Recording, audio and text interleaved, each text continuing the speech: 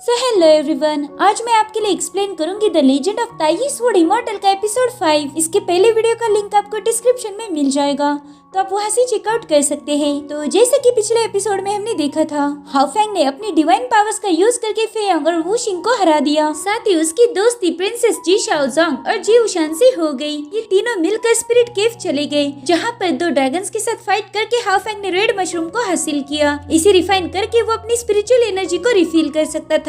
अब आगे तो हम देखते हैं कि हाउ फेंग ड्रैगन मशरूम को रिफाइन कर रहा था कि तभी वहाँ पर शेनलैंग नाम का बंदा पहुँच जाता है। ये यूनहाई इमॉर्टल सेक का डिसाइपल था। वो देखता है कि एक बंदा रेड ड्रैगन के पावर्स को रिफाइन कर रहा है। साथ ही उसे वूशिन ने भी देख लिया था। वो कहता है शेनलैंग यहाँ पर क्या कर रहा है। तभी शेनलैंग कहता है कि मुझे वो रेड ड्रैगन मशरूम चाहिए। जिसके बाद वो एक फॉर्मेशन बनाकर स्वॉर्ड से हाउ फेंग पर अटैक कर देता है, लेकिन प्रिंसेस तुरंत ही जाकर moon seal the sky technique का यूज करके उसकी स्वॉर्ड को फ्रीज कर देती है। साथ ही वुशान भी ड्रैगन स्काई शैटर को समन करके शेनलैंग पर अटैक कर देता है। अब उस गोल्डन ड्रैगन को देखकर शेनलैंग थोड़ा शांत हो जाता है। वो कहता है शायद तुम लोग जाइवुड डायनेस्टी से बिलोंग करते हो। जिस पर वुशान कहता है हाँ सही पहचाना, और हम नहीं चाहते कि तुम यहाँ पर रुको, तो निकलो यहाँ से। वो कहते है शायद ये प्रिंसेस जीशा है। मुझे बताओ ये लड़का कौन है। शायद ये सेकंड प्रिंस है। जिस पर वुशान जवाब देता है कि ये लड़का मेरा दोस्त है। तो शेनलैंग कहता है इसका मतलब ये है कि ये लड़का जाइवुड डायनेस्टी से नहीं है, ये लड़का यहाँ का नहीं है। फिर भी तुम इसे रेड ड्रैगन का ट्रेजर दे रहे हो, जो कि बहुत कीमती होता है। मेरी मानो ये लड़का इसके काबिल नहीं है। तो वुशान कहता है मेरे दोस्त तुम भी इस ट्रेजर के काबिल नहीं हो। उसकी इस बात से शेनलैंग को बहुत गुस्सा आ जाता है और तभी आसमान से एक आवाज आती है।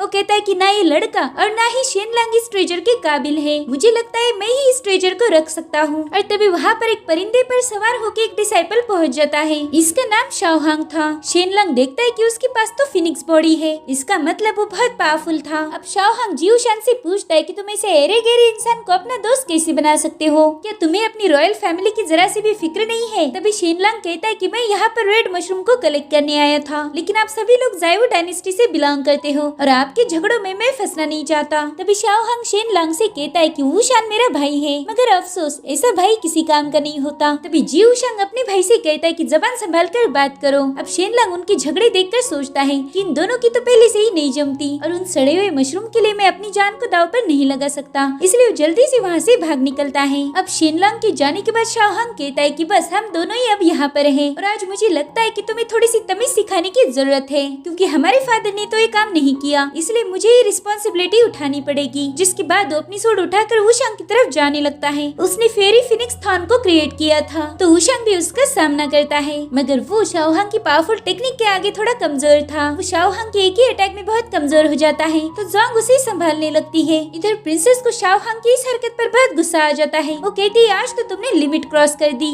इसलिए वो अपने पावर्स का यूज करते हुए ढेर सारी स्वॉर्ड क्रिएट करती है। वो सारी स्वॉर्ड शाओहांग की तरफ जा रही थी, तो वो भी काउंटर अटैक के तौर पर बर्निंग हेवन विद फ्लेम का यूज करता है, जिससे उसका फिनिक्स बर्ड जी शाओ पर फायर से अटैक कर रहा था, लेकिन उसने जैसे तैसे खुद को बचा लिया। जिसके बाद वो अपनी एक और technique turn the moon into sword का यूज करती है। उससे वहाँ पर बहुत बड़ा धमाका हो जाता है, लेकिन शाओहांग तो सही सलामत था, उल्टा प्रिंसेस ही घायल हो चुकी थी। वो कहता है कि तुम ऐसी घटिया सी टेक्निक से मुझे रोक नहीं सकती हो। जिसके बाद वो अपनी सारी पावर्स का यूज करके उन पर जबरदस्त अटैक करता है। उस अटैक की चपेट में ये सभी लोग आ चुके थे। तभी जाओ शाओहांग को कहती कि ये दोनों भी तुम्हारे भाई बहन हैं, तुमने तो इनकी हिफाजत करनी चाहिए, लेकिन तुम हो कि एक मामूली ट्रेजर के लिए इन पर अटैक कर रहे हो। क्या तुम्हें अपने फादर का जरा सा भी डर नहीं है। वो एम्परर है, वो तुम्हें मौत की सजा भी सुना सकते हैं। जिस पर वो कहते हैं जोंग तुम जाकर प्रिंसेस की मदद करो, मेरी फिक्र करने की जरूरत नहीं है, और वैसे भी मैं यहाँ पर मिथिकल एनिमल की सोल के लिए आया था। अगर मैं मेरे मिशन में कामयाब हो गया, वो सोल मैं मेरे फादर को दूंगा, जिससे वो सुप्रीम इमॉर्टल स्टेज के एडवांस लेवल पर पहुंच जाएंगे। और मेरे इतने बड़े एहसान के बाद क्या तुम्हें लगता है कि वो मुझे मौत की सजा सुनाएंगे। अगर आज मैंने मेरे भाई बहन को इधर ही मार दिया, तो राजगद्दी का वारिस मैं बनूंगा, और मेरे अलावा मेरे बाप के पास दूसरा ऑप्शन भी नहीं होगा। जिसके बाद वो इन लोगों पर दोबारा से हमला करता है। तो वुशान भी ड्रैगन स्काई शैटर को समन करके उसके अटैक को रोकने लगता है। वो दोनों टेक्निक काफी पावरफुल थी, जिससे वहाँ पर बहुत बड़ा धमाका हो जाता है। अब वुशान ज्यादा पावर्स यूज करने की वजह से बहुत कमजोर पड़ चुका था। तभी उसका भाई उसके पास आ जाता है और अब उन दोनों में तगड़ी फाइट शुरू हो गई थी। शाओहांग ने अपने छोटे भाई को बहुत घायल कर दिया था, इसलिए प्रिंसेस बीच में इंटरफेयर करती है। वो अपनी पावर से से वहाँ की जमीन को बर्फ में बदलने लगती है, जिससे शाओहांग वहीं पर ट्रैप हो चुका था। अभी लोग वापस से हाफेंग के पास आ जाते हैं। शाओहांग उनसे कहता है कि एक अनजान लड़के के लिए तुम मेरे साथ फाइट कर रहे हो, लेकिन एक बात याद रखना, वो अनजान है, वो तुम लोगों की कभी मदद नहीं करेगा, इसलिए अब मैं उसी लड़के से निपट लूंगा और तुम बीच में दखल देने की हिम्मत भी मत करना। अब वो हाफेंग पर अटैक करने ही वाला था कि तभी एक ब्लू कलर का फॉर्मेशन क्रिएट हो जाता है और वो शाओहांग पर अटैक करना शुरू कर देता है। उसे तो समझ ही नहीं आ रहा था कि ये बंदा तो कल्टीवेशन कर रहा है, फिर भी इसका फॉर्मेशन एक्टिवेट कैसे हो गया। और तभी जोंग कहती कि शायद हाफेंग अब होश में आ चुका है, जिस पर प्रिंसेस कहती हाँ, अब उसकी डिवाइन स्पिरिचुअल एनर्जी रिफिल हो चुकी है। अब शाओहांग देखता है कि हाफेंग ने अपनी आंखें खोल ली है, तो कहता है कि तुम इतने क्वालिफाइड नहीं हो कि मेरा मुकाबला कर पाओ, जिस पर हाफेंग कहता है कि इतना और कॉन्फिडेंट मत हो, हम इस बात का पता तभी लगा सकते हैं जब हम फाइट करेंगे। जिस पर शाओहांग कहता है ठीक है, अब मरने के लिए तैयार हो जाओ। जिसके बाद वो अपनी supreme technique burning heaven with flames का यूज करता है। उसके ऐसा करते ही फिनिक्स बर्ड हाफेंग पर आग बरसाना शुरू कर देता है, तो हाफेंग उसके अटैक को डॉज करते हुए थंडर ड्रैगन को समन कर लेता है। थंडर ड्रैगन की साउंड वेव की वजह से उसका फिनिक्स बर्ड गायब हो चुका था, इसीलिए शाओहांग तुरंत ही अपने आसपास एक शील्ड बना लेता है। वो हाफेंग के ड्रैगन की पावर्स को देखकर हैरान था। जिसके बाद वो अपनी सोर्ड से थंडर ड्रैगन पर अटैक करता है, लेकिन उस पर उसके अटैक का कुछ भी असर नहीं हो रहा था। तो शाओहांग फिनिक्स इमॉर्टल फ्लेम का यूज करते हुए ड्रैगन पर अटैक करता है, जिसके बाद उन दोनों में हमें तगड़ी फाइट देखने को मिलती है। इधर हाफेंग कहता है कि शाओहांग बहुत पावरफुल है, तभी जोंग उसे बताने लगती है कि शाओहांग के हाथ में जो रेड फ्लेम स्पीयर है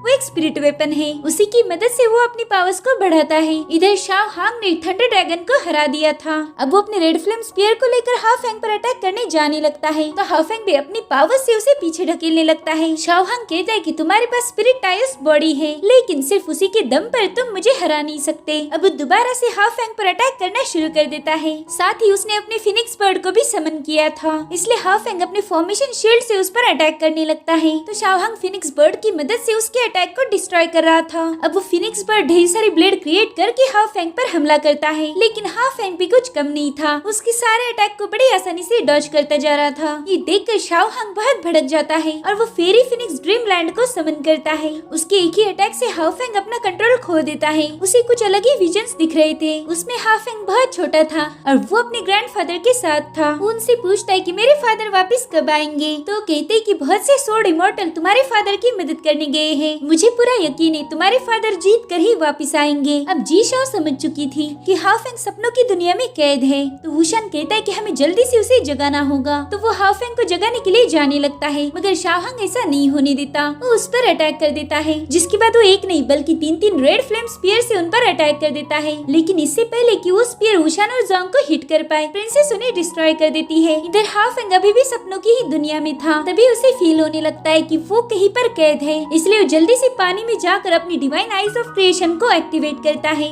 और उसके ऐसा करते ही वो वापिस सेंसेस में आ चुका था। जिसके बाद वो जल्दी से अपने थंडर ड्रैगन को समन कर लेता है और साथ ही उसने अपनी डिवाइन सोर्ड को भी उठा लिया था। इधर शाओहांग को यकीन नहीं हो रहा था कि वो इतनी जल्दी सपनों की दुनिया से बाहर आ गया, इसलिए उस पर दोबारा से अटैक करता है, लेकिन हाफेंग ने अपनी स्वॉर्ड के एक ही स्लैश में उसके सारे अटैक को डिस्ट्रॉय कर दिया था। ये देखकर शाओहांग अपनी फाइनल मूव यानी फिनिक्स बर्ड को समन कर लेता है, लेकिन हाफेंग ने उस परिंदे को भी डिस्ट्रॉय कर दिया था। ये देखकर तो शाओहांग को अपनी आंखों पर यकीन नहीं हो रहा था, इसलिए वो वहाँ से भागने का डिसाइड करता है, लेकिन थंडर ड्रैगन उसे इतनी आसानी से कहाँ जाने देने वाला था, इसलिए वो उसका पीछा करने लगता है। जिसके बाद वो एक ही अटैक में उस फिनिक्स बर्ड को डिस्ट्रॉय कर देता है और इस तरह से हाफेंग ये मुकाबला जीत चुका था। वो शाओहांग से पूछता है कि क्या यही तुम्हारी फेरी फिनिक्स बॉडी थी? ये तो बहुत कमजोर थी। और अब मेरी बात कान खोल के सुन लो, तुम मेरे दोस्तों को बिल्कुल भी तकलीफ नहीं पहुँचाओगे। अगर तुमने ऐसा कुछ किया तो मुझसे बुरा कोई नहीं होगा। अब बेचारे शाओहांग के पास उसकी बात मानने के अलावा कोई ऑप्शन ही नहीं था। इस तरह से हाफेंग ने साबित कर दिया था कि वो अपने दोस्तों के लिए कुछ भी कर सकता है। जिसके बाद वो शाओहांग से कहता है कि अब यहाँ से निकल जाओ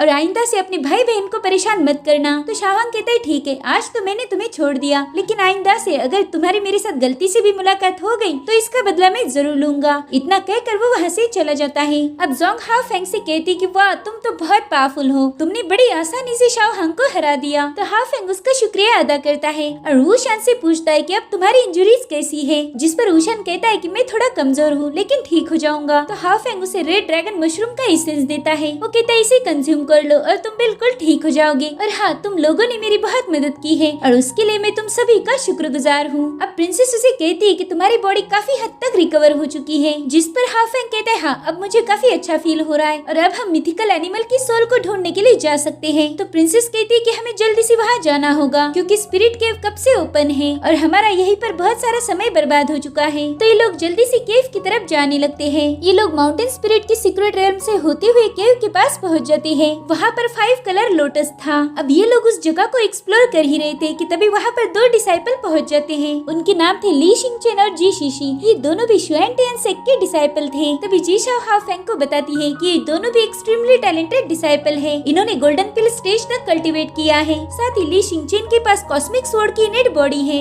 अब ली शिंगचेन हाफेंग को ग्रेट करते हुए कहता है कि तुम्हारे पास इनेट टाइज्म है, जो कि अपने आप में ही एक करिश्मा है। तो हाफेंग कहता है थैंक यू, मैं तो बस एक मामूली सा कल्टीवेटर हूँ। और तभी 5 कलर लोटस ओपन होने लगता है। तो ली शिंगचेन कहता है कि ये लोटस टाइज बॉडी वाले लोगों की बहुत मदद करता है, ये तुम्हारी बॉडी को प्यूरिफाई कर सकता है। जिस पर हाफेंग कहता है कि शायद मुझे भी यही चाहिए था। जिसके बाद ये लोग लोटस के ओपन होने तक का वेट करने लगते हैं। और तभी यहाँ पर हमें ली और जी शीशी के इरादे समझ आते हैं। वो नहीं चाहते थे कि हाफेंग लोटस के पास पहुँचे, इसलिए वो आगे जाकर खड़े हो जाते हैं। लेकिन प्रिंसेस उन्हें एक बेल में कैद कर देती है। जिसके बाद हाफेंग लोटस के पास पहुँच चुका था। वो अपनी बॉडी को लोटस के हवाले कर देता है और अब 5 कलर लोटस उसकी बॉडी को प्यूरिफाई करने की प्रोसेस शुरू कर देता है। एंड इसी के साथ एपिसोड भी यहीं पर खत्म हो जाता है। Thank you for watching, bye bye, take care.